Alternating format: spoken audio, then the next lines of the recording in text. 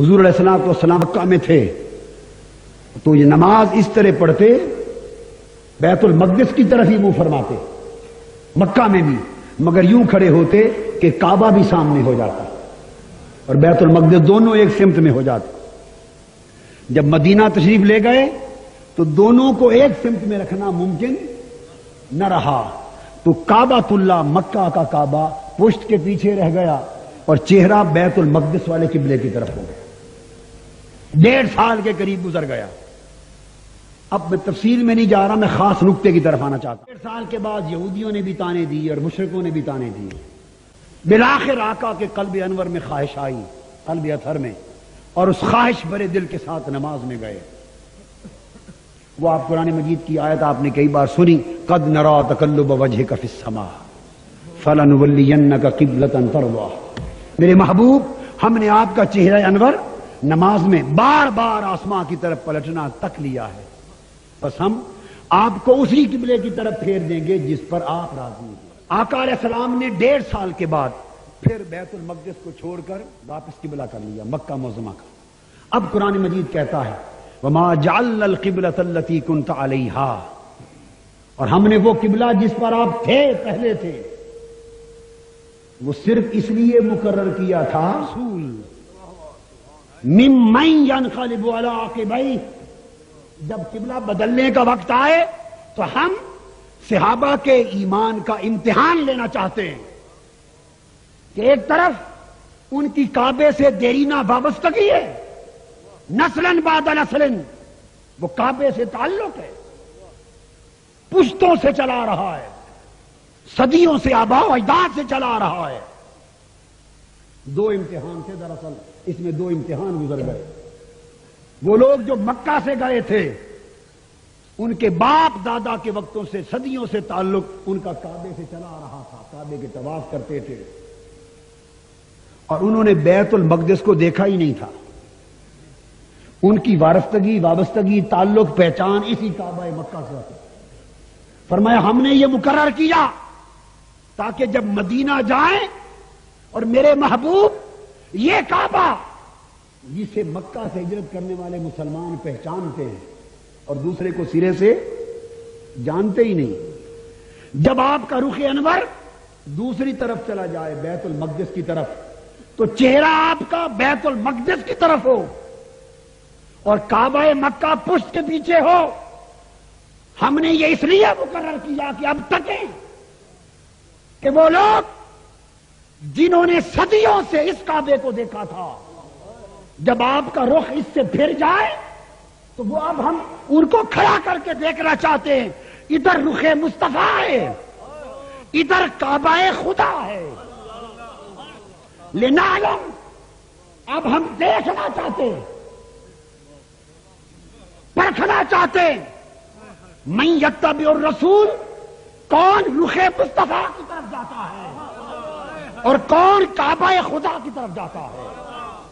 ممن ینقلب علی عقبیہ، اور جو کعبہ خدا کی طرف جائے اسے ایڑیوں کے بل پھرنا قرار دیا۔ چنانچہ جب ہجرت مدینہ ہوئی تو ایک امتحان کا وقت آیا صحابہ کرام پر، یہ بڑی اہم بات ہے۔ امتحان کا وقت آیا کہ جن لوگوں کا تعلق کعبہ مکہ کے ساتھ تھا وہ ان کے لیے عجیب صورت تھی کہ حضور کا رخ انور بیت المقدس کی طرف ہو گیا، اب حضور کا رخ مصطفیٰ ادھر ہے اور ان کا کعبہ ادھر ہے۔ اب وہ نماز کے لیے کھڑے ہوں جنہوں نے نماز کعبہ خدا کے بغیر کبھی پڑھی نہ تھی، اب وہ نماز کے لیے کھڑے ہوں اور کعبے کو پشت کر دیں، کعبے کو پشت کر دیں، اور رہ گیا بیت المقدس کا وہ وہی خدا والا حال کہ اس کو دیکھا ہی نہیں، اس کو دیکھا ہی نہیں، بس ایک ہی سند ہے کہ رخ یار ادھر ہے۔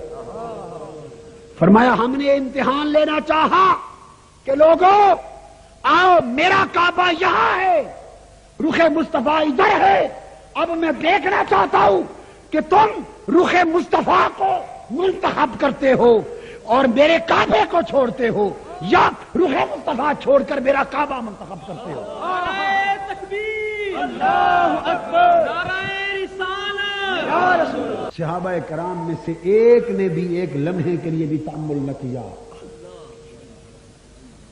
کسی نے نہ دیکھا کہ کعبہ خدا ادھر ہے، جدھر رخ مصطفیٰ تھا سب کے سب ادھر ہی پھر گئے، اور 1.5 سال تک نمازیں اس حال میں پڑھتے رہے کہ جس کعبے سے شناتا تھے اس کی طرف پشت کر کے کھڑے ہوتے رہے، پشت کر کے کھڑے ہوتے رہے۔ اگر لوگ اس وقت منہ کعبے کی طرف کر لیتے تو ان کے ایمان رائے گاں چلے جاتے، ان کے ایمان۔ اب یہ بات بڑی اہم ذرا دیکھیں، اس وقت لوگ اگر رخ مکہ کی طرف کر لیتے تو ایمان ضائع ہو جاتے۔ ایک امتحان میں کامیاب ہوئے، 1.5 سال کے بعد پھر امتحان آیا، 1.5 سال کے بعد پھر امتحان آیا، اور امتحان کیا آیا کہ 1.5 سال کے بعد آقا علیہ السلام نے امر الہی سے رخ انور پھر مکہ کی طرف کر لیا۔ اب حالت نماز میں کھڑے ہیں، نماز شروع کی تو رخ بیت المقدس کی طرف تھا، پشت کعبے کی طرف تھی۔ حالت نماز میں آقا نے امر الہی سے رخ انور کعبہ مکہ کی طرف کر لیا۔ جب رخ ادھر کر لیا تو کیا ہوا؟ امام کا رخ ادھر، مقتدیوں کا رخ ادھر۔ آقا ان کے سامنے چلے گئے۔ اب دوبارہ موقع آیا، لنعلم من یتبع الرسول ممن ینقلب علی عقبیہ، قربان جائیں تیری مشیتوں پر مولا، قربان جائیں تیرے انداز پر مولا، اور قربان جائیں تیری شان پر مولا۔ محبوب کے رخ کبھی ادھر پھیر کر صحابیوں کا امتحان لیتا پھرتا ہے کہ یہ تعلق کعبے سے رکھتے ہیں یا مصطفیٰ سے، امتحان لیتا پھرتا ہے۔ کبھی چہرہ پاک ادھر کروا کر وہ بیٹھ کے تکتا ہے کہ میرے کعبے کو چھوڑتے ہیں یا نہیں، میرے کعبے کو، کعبہ مکہ کو چھوڑتے ہیں یا نہیں۔ اور پھر کبھی نماز کی حالت میں اندر ہی نماز کے رخ یار کا ادھر پھیر کر پھر تکتا ہے کہ محبوب کے رخ کے پیچھے نمازیں پڑھتے ہیں یا نہیں۔ پہلے تکتا ہے کہ میرا کعبہ چھوڑتے ہیں یا نہیں، پھر تکتا ہے کہ محبوب میرے کے پیچھے نمازوں کو موڑتے ہیں یا نہیں۔ فرمایا لوگ پہلے بھی کامیاب ہو گئے مصطفیٰ کے غلام، اور بعد میں بھی کامیاب ہو گئے۔ پہلے کعبے کو چھوڑنے میں کامیاب ہو گئے، پھر رخ ادھر پھر موڑنے میں کامیاب ہو گئے۔ تو پتہ کیا چلا؟ پتہ یہ چلا کہ ظاہر میں کعبہ اور تھا، باطن میں کعبہ۔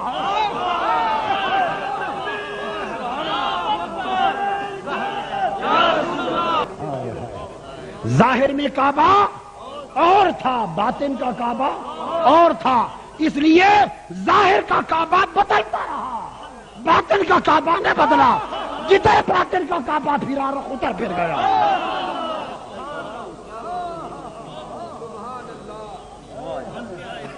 لکل وجہۃ ہوا مولی، ظاہر کے کعبے بدلتے رہے مگر باطن کا کعبہ نہ بدلا۔ تو فرمایا جب نماز میں کھڑے تھے، حالت نماز میں آقا نے چہرہ انور پھیر لیا، اور کسی کو خبر نہ تھی کہ یہ حضور کا ذاتی عمل ہے یا حکم آ گیا ہے، کیا کرے اور کیا نہ کرے۔ نماز سے آقا فارغ ہوتے اور صحابہ کو بتاتے کہ وحی آ گئی ہے، فَوَلُّوا وُجُوهَكُمْ شَطْرَهُ، وحی آ گئی ہے تو مسئلہ معلوم ہوتا۔ اب تک تو مسئلہ معلوم نہ تھا، اب تک تو فقط رخ یار کی بات تھی۔ تو جب آقا کا رخ انور ادھر ہو گیا، اب قرآن کہتا اِنَّهَا لَكَبِيرَةً، یہ بہت بڑی آزمائش کی بھاری گھڑی تھی۔ لوگوں تمہیں خبر نہیں، ایک عجیب مخمسے کا وقت تھا۔ اگر میرے محبوب کے یہ عاشق ابو بکر و علی نہ ہوتے کوئی اور ہوتا تو خدا جانے کیا ہوتا۔ ایک عجیب آزمائش کی گھڑی تھی، لکبیرۃ، بڑی بھاری گھڑی تھی۔ ایک عام انسانی عقل کو سمجھ نہیں آ رہا تھا کہ کیا کروں۔ نماز شروع کی، منہ ادھر ہے، ابھی نماز پوری نہیں ہوئی، سجدے سے اٹھے ہیں، اچانک تکا ہے تو مصطفیٰ کا یار کا رخ ادھر ہے۔ اب سمجھ نہیں آ رہی کہ ہم کریں تو کیا کریں۔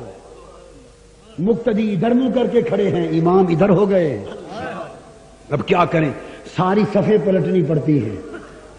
اب دو راستے تھے، ایک راستہ تو یہ تھا کہ انتظار کرو جب تک خدا کا حکم سن نہ لو، ایک راستہ تو یہ تھا، انتظار کرو جب تک خدا کا حکم۔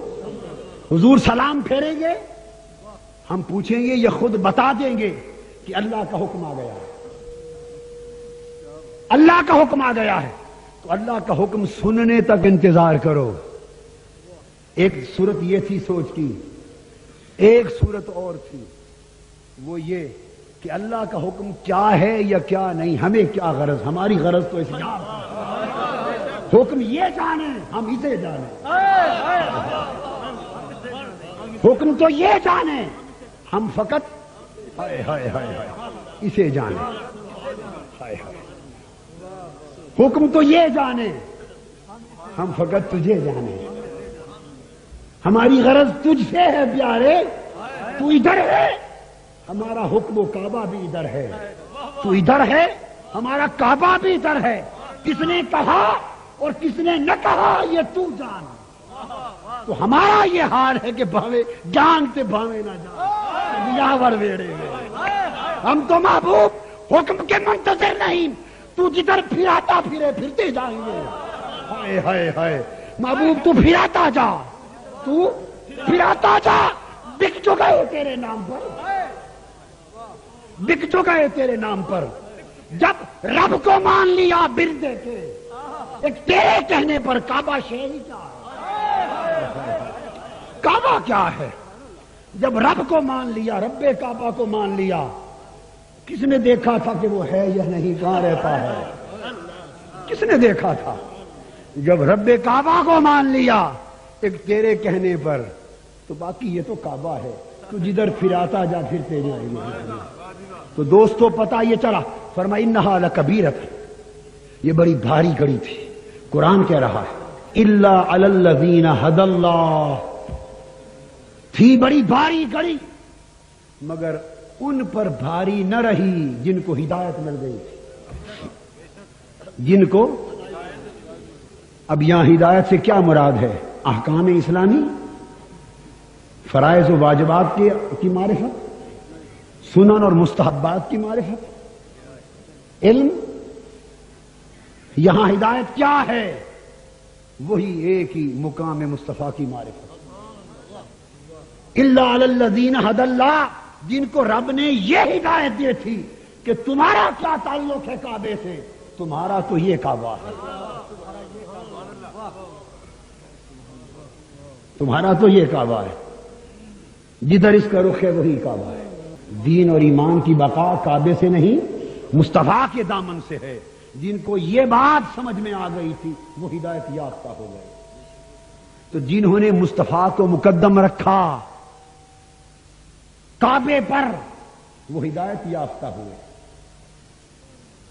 اور جو کعبے کو مقدم کر لیتے مصطفیٰ پر وہ گمراہ کہلاتے۔